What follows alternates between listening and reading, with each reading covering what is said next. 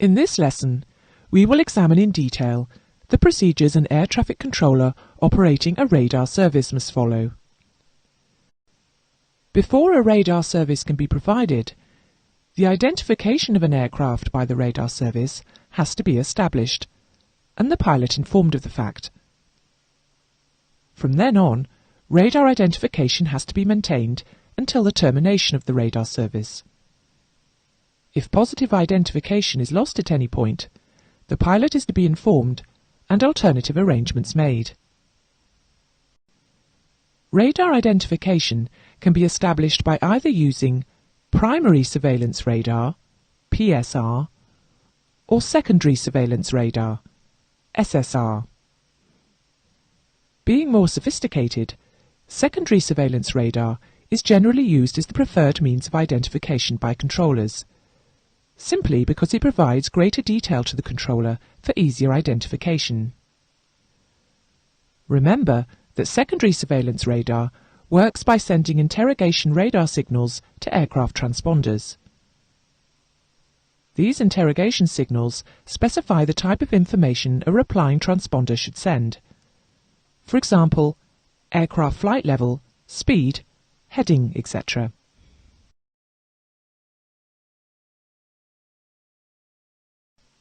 Where secondary surveillance radar is used, aircraft may be identified by a radar controller by using any one of the following methods. Recognition of the aircraft identification in a radar label.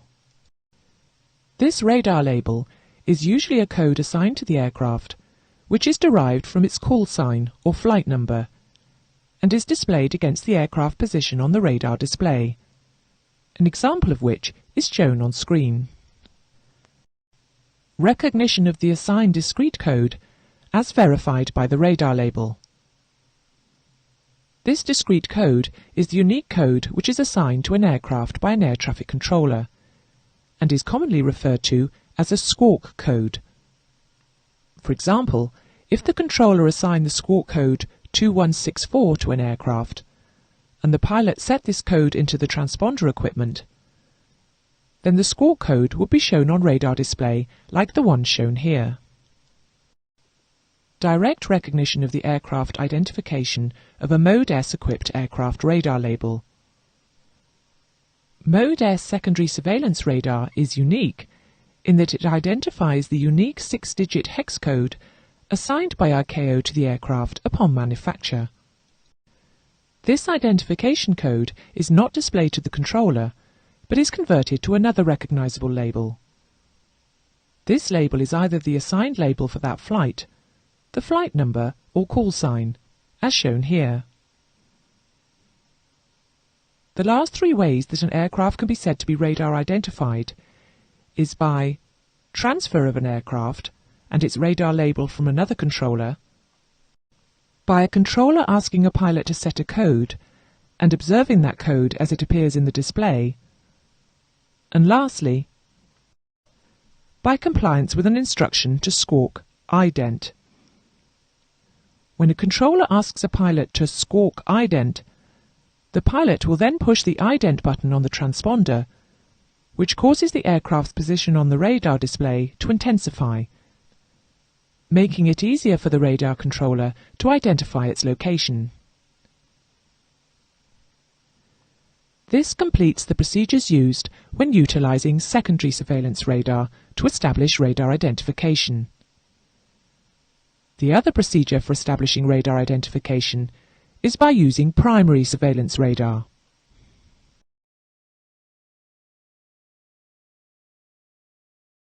Without secondary surveillance radar, aircraft can still be identified by primary radar, but the process is a little more difficult. Remember that primary radar operates using traditional radar principles, transmitting radio pulses, and listening for and timing the reflections. No other secondary data is returned that pertains to the radar target return. When using primary surveillance radar, aircraft radar identification can be established by at least one of the following methods. Firstly, by correlating a particular radar position indication with an aircraft reporting its position over, or as bearing and distance from, a point displayed on the radar map, and by ascertaining that the track of the particular radar position is consistent with the aircraft path or reported heading. This point can either be a geographical point or a reporting point. For example, an aircraft might report it is 2 miles north of the Delaware Ridge heading west. From the display shown here, the controller can easily identify the aircraft.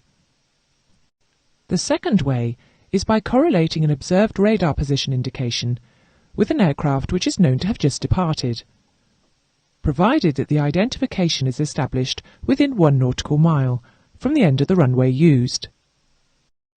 The third way is by the transfer of radar identification from one controller to another, under direct communication between the two controllers.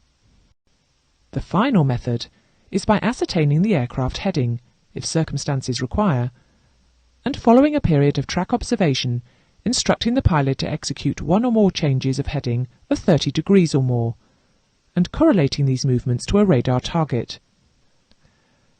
A controller may request that a possible radar contact repeat maneuvers as many times as necessary to confirm aircraft identity. A number of times throughout this lesson, it has been stated that it is possible to transfer a radar identification from one controller to another. However, it is important at the outset to understand that the transfer of radar identification from one radar controller to another should only be attempted when it is considered that the aircraft is within the accepting controller's radar effective range. The methods used to transfer radio contact are designation of the radar position indication by automated means, provided that only one radar position indicated is thereby indicated and there is no possible doubt of correct identification, notification of the discrete code of the aircraft, direct designation, pointing with the finger, of the radar position indication if the two radar displays are adjacent, or if a common conference type of radar display is used, designation of the radar position indication by reference to or in terms of bearing and distance from a geographical position or navigational facility accurately indicated on both radar displays, together with the track of the observed radar position indication, instruction to the aircraft by the transferring controller to change code, and the observation of the change by the accepting controller, instruction to the aircraft by the transferring controller to squawk ident, and observation of this response by the accepting controller. This completes the methods by which air traffic controllers transfer radar-identified aircraft.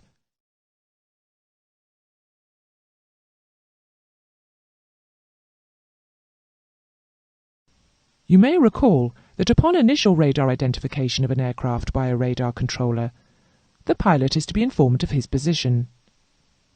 However, there are 4 other circumstances when a pilot should be informed of his position. The first is when a pilot requests his position information. The second is when a pilot's estimate differs significantly from the controller's estimate. The third is when a pilot is instructed to resume his own navigation after radar vectoring has diverted the aircraft from a previously assigned route.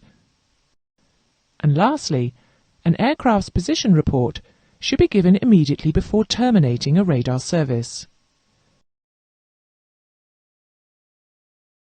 When a controller passes position information to an aircraft, the position information must take on one of the following forms: be in relation to a well-known geographical position, as a magnetic track and distance to a significant point or navigational aid, as a direction and distance from a known position, as a distance to touchdown for an aircraft on final approach, and lastly, as a distance and direction from the centerline of an air traffic route.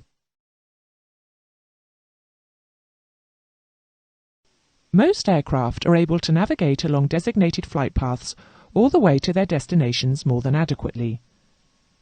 However, at major air traffic hubs, such as the confluences of airways, or the arrival and departure catchment areas of major airports, radar controllers will directly control aircraft position and track. This is called radar vectoring. Radar vectoring will take place within the vicinity of aerodromes in specific areas. A radar vectoring area will be shown on various aerodrome charts and documentation, found in the aerodrome section of the Aeronautical Information publication. An example of a radar vectoring standard arrival area is shown here. This area will have been surveyed for obstacles, and minimum altitudes will be specified for each sector of the area. Minimum altitudes will be high enough to minimize the activation of aircraft ground proximity warning indicators. But should such systems be activated, then states must encourage the operators to report them. This will help prevent reoccurrences.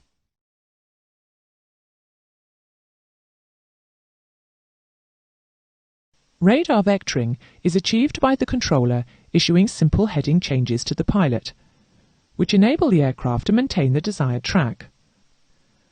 For example, Speedbird 559 turn left, heading 065, and descend to flight level 50. When vectoring an aircraft, a radar controller should comply with the following sets of important procedures. Firstly, aircraft should be vectored along tracks or routes that enable the pilot to monitor the aircraft position using his own navigational aids. Secondly, when an aircraft is given a vector diverting it from a previously assigned route, the pilot should be informed, unless it is self-evident what the vector is to accomplish, and, when possible, the limit of the vector should be specified. For example, to position for a radar to ILS approach to runway 26 left. Aircraft will not be vectored to within 2.5 nautical miles of the limit of the controller's airspace. If the radar separation minimum to the boundary of the airspace prescribes that a distance of greater than 5 nautical miles must be adhered to, then the closest a pilot will be vectored to is half the prescribed distance. Controlled flights shall not be vectored into uncontrolled airspace except in cases of emergency, or to circumnavigate extreme weather conditions. There are numerous occasions when radar vectoring is used other than for specifically guiding aircraft directly in or out of aerodromes. For example, when an aircraft is observed to deviate significantly from a route or procedure, the controller will inform the pilot and give the required corrective navigation. There may be occasions when pilots specifically request the controller to provide radar vectors. This might be to avoid bad weather, or the loss of navigational instruments might result in a request for vectors to assist in navigation. In such cases, the pilot must inform the air traffic controller of the reason, be it weather-related or due to unreliable ground navigation equipment. With regard to weather problems, if the controller sees that it is likely an aircraft will penetrate an area of adverse weather, then the controller should issue this information in due time, and if required, issue advice to best circumnavigate the hazard.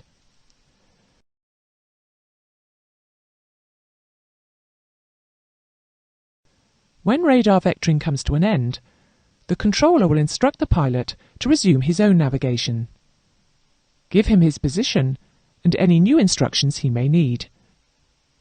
For example, Speedbird 55, proceed direct to Lima Bravo Whiskey, then resume normal navigation.